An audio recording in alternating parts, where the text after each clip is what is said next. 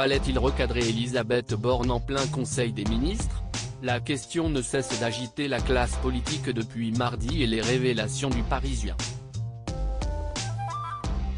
Car Emmanuel Macron aurait remonté les bretelles de sa première ministre pour avoir qualifié le RN d'héritier de Pétain, une attaque qu'il jugerait contre-productive. Des révélations devenues plus qu'embarrassantes pour la majorité, comme le passage d'Aurore Berger sur BFM TV RMC, ce jeudi matin, l'a encore prouvé. Je n'aille pas à me prononcer sur des zombies et sur ceux qui essayent en permanence de créer de la tension entre le président et la première ministre, a-t-elle vite botté en touche face à Apolline de Malherbe. Pas le genre de réponse à satisfaire la journaliste de RMC. Ah si, vous êtes à la tête des députés macronistes, se permet alors de rappeler la matinalière.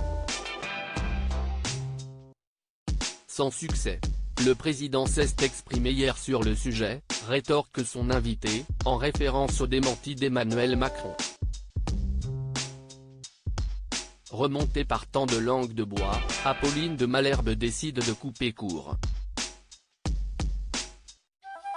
Et de bousculer la macroniste. Ah non, pause. Là, si est-il très important que l'on explique comment ça se passe? L'équipe du président de la République a appelé toutes les rédactions de France pour dire qu'il avait recadré sèchement la première ministre. Ça se sait parce qu'ils ont voulu que ça se sache, révèle la journaliste. L'échange se tend. Sauf qu'Aurore Berger tient bon. Fidèle à ses éléments de langage, la chef des députés Renaissance préfère parler de l'extrême droite et esquive à nouveau « Je n'aille pas à répondre sur ce genre de sujet ». Ce que je sais si est que le président s'est exprimé hier en conférence de presse et pas de manière calfeutrée.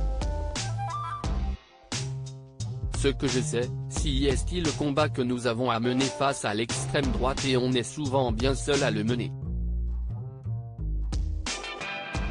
Encore sans convaincre Apolline de Malherbe, qui rappelle notamment l'action de LFI et d'une partie de la droite contre le RN. Supérieur à découvrir notre diaporama sur les couples des stars de l'info. Elisabeth Borne garde la confiance d'Emmanuel Macron face à la polémique. Emmanuel Macron a choisi de calmer les esprits mercredi. En plus de démentir le recadrage évoqué dans la presse, le président a réaffirmé son soutien à Elisabeth Borne. Quand j'ai des choses à dire, je le dis lors d'un colloque singulier dont rien ne sort. Je ne le fais jamais à la table du Conseil des ministres, a-t-il promis, avant de redire toute sa confiance à la locataire de Matignon. Crédit photo, capture BFM TV.